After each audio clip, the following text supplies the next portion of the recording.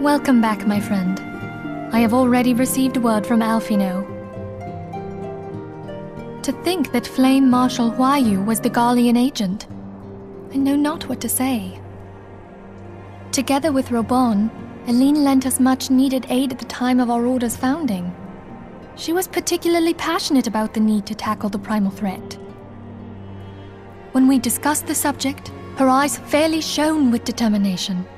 Whatever else she may have been, I choose to believe that it was her true self with whom I spoke then. But now is not the time to dwell on such matters. I have an important announcement to make regarding our effort to defeat the Ascians. We shall begin as soon as everyone is assembled.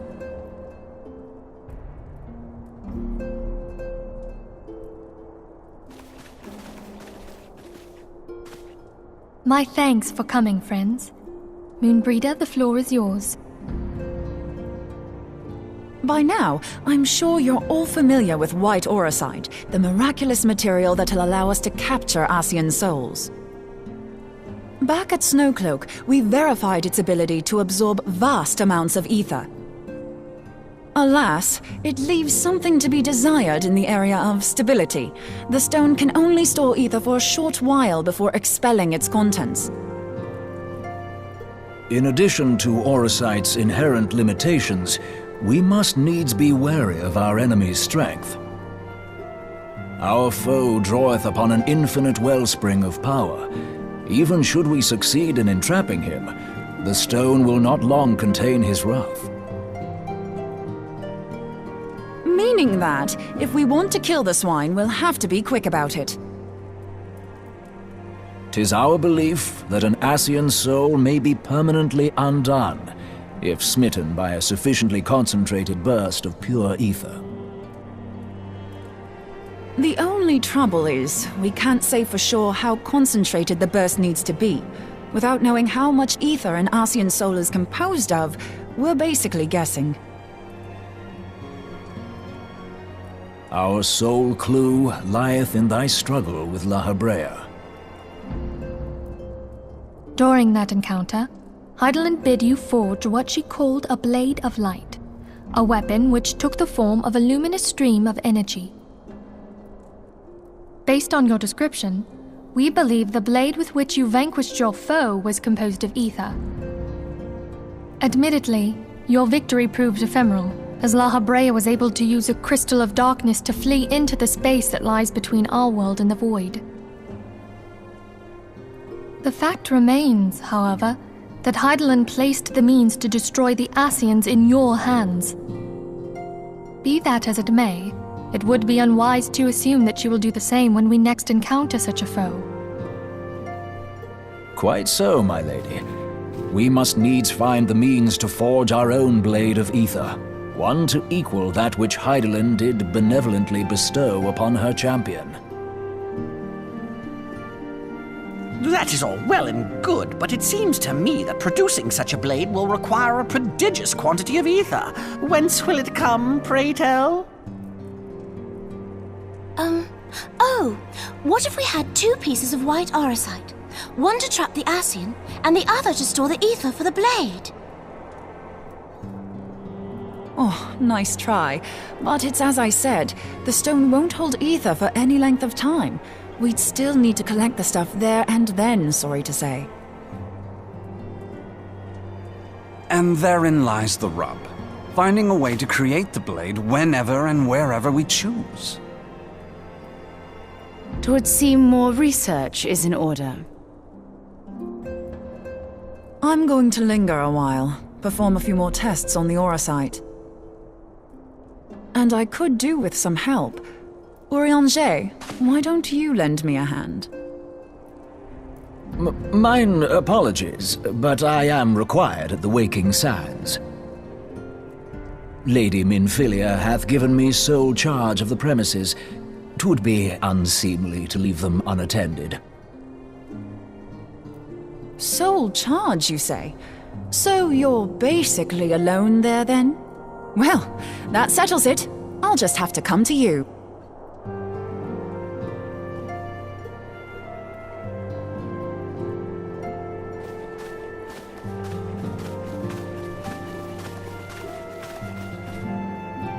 while you were afield, word arrived from the Sharlayan motherland. You will recall that a survey party was dispatched to investigate the incident of the Isle of Vow. What they discovered was troubling, to say the least. According to the report, the isle has been erased from existence. 'Twas as if a hole had been torn in the very fabric of reality. Aye, yet the mystery endeth not with the isle's disappearance. It hath come to light that a number of scholars in various other locales were reported missing at a similar juncture. What's more, they all had something in common with the head of the students of Baldessian. Every last one of them was researching a phenomenon called dimensional compression, or the rejoining as the ancient texts call it. I'll be damned if that's a coincidence. All indications suggest Ascian involvement, but I sense that a force greater still is at work. The entity the Dark Beings call the One True God. We must pray that my dear friend Kryl regains consciousness soon. If she bore witness to the Isle of Val's final moments, she may be able to shed some light on this mystery.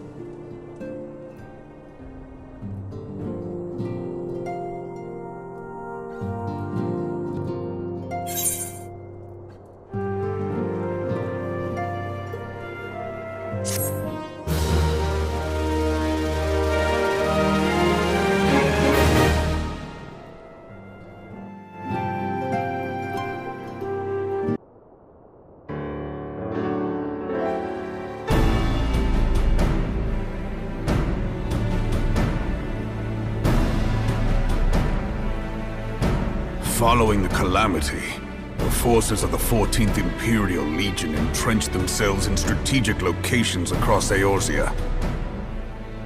So swiftly did they accomplish this, it was suspected that they had received help.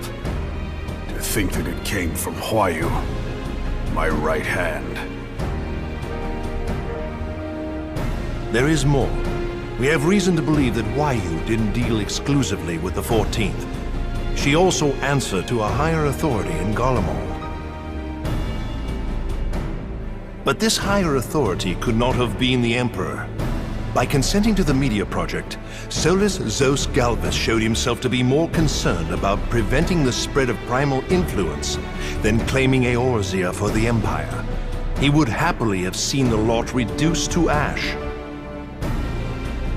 We believe a number of high-ranking figures within the royal household were against the decision, but that they knew better than to oppose the Emperor openly. Of course, this didn't prevent them from making clandestine provisions, in which Huayu played a part. Alas, these provisions did not prevent Dalamud from falling, and the ensuing chaos changed the face of the realm forever. Yet Eorzea survived. To all intents and purposes, the Meteor Project had failed, and the Empire was left to rue its lack of a decisive means to eliminate the primals. Until, that is, it stumbled upon the Ultima weapon. Even before the accursed thing was dug up, it seemed to me the 14th had the might to overwhelm our weakened armies. Yet they chose to hide behind their walls. Why? The Black Wolf was wary of making the denizens of Eorzea desperate, lest more primals emerge to bleed the land. The discovery of the Ultima weapon, however, emboldened him to resume his war of conquest in earnest. But there was one in Garlemald who believed that Van Belsar's actions were premature. One who stood higher in the Imperial Army's chain of command. He ordered the Legatus to halt his advance, only to find that the Black Wolf had slipped its leash, and that the 14th now acted alone. In a bid to bring Van Belsar to heel, he used the agent he had planted in Ul'dah prior to the calamity to undermine the Legion's efforts. A man who outranks Van Belsar, yet opposed the late Emperor's decision to annihilate Eorzea. This could only be the former High Legatus of the Garlean army, now known as Emperor Vorissos Galvus. So he was Huayu's true master. but one of several in actual fact. We've learned that even as Huayu served the Empire's interests, she sold Imperial secrets to a certain faction in Eorzea. In so doing, she helped to maintain the status quo, thus prolonging the conflict. Considering who stands to profit from war, it isn't hard to imagine who her other masters were. 7 hells! You mean to say that she was a double agent? Triple, if you consider her services to Van Belsar and the new Emperor as separate. As neatly as these pieces seem to fit, one aspect of the puzzle remains unclear to me. By whose will was the Marshal feeding intelligence to the heretics? And try as I might, I fail to see how aiding their cause would profit either her Imperial or monetarist masters. Could it be that another hand is at work here? If so, Huayu must be made to reveal whose it is.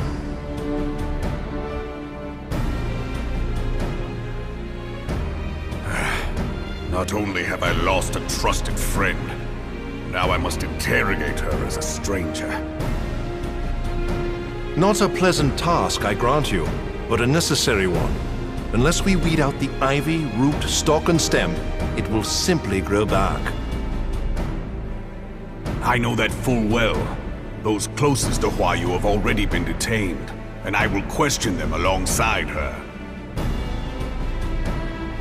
General, pray keep in mind that there may be unwitting abettors among them. All will be treated fairly. On that you have my word. Those who are innocent have no cause to fear. You have ever been a friend of truth, General. I hope the unpleasant task of weeding out falsehood will not detain you too long. Though it be for the sake of Eorzea, doubting one's comrades is poison to the soul. And with that, I take my leave.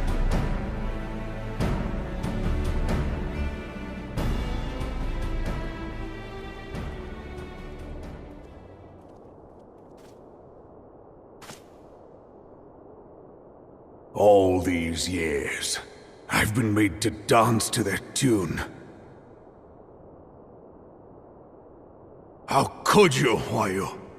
How could you side with them?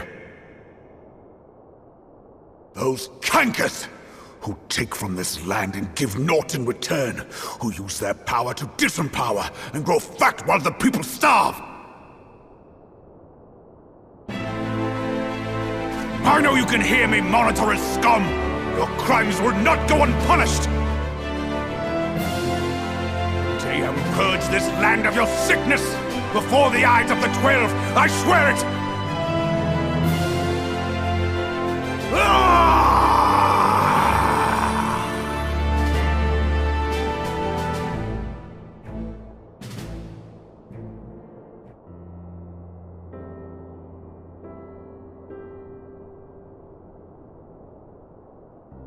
I shall have no further need of you this day,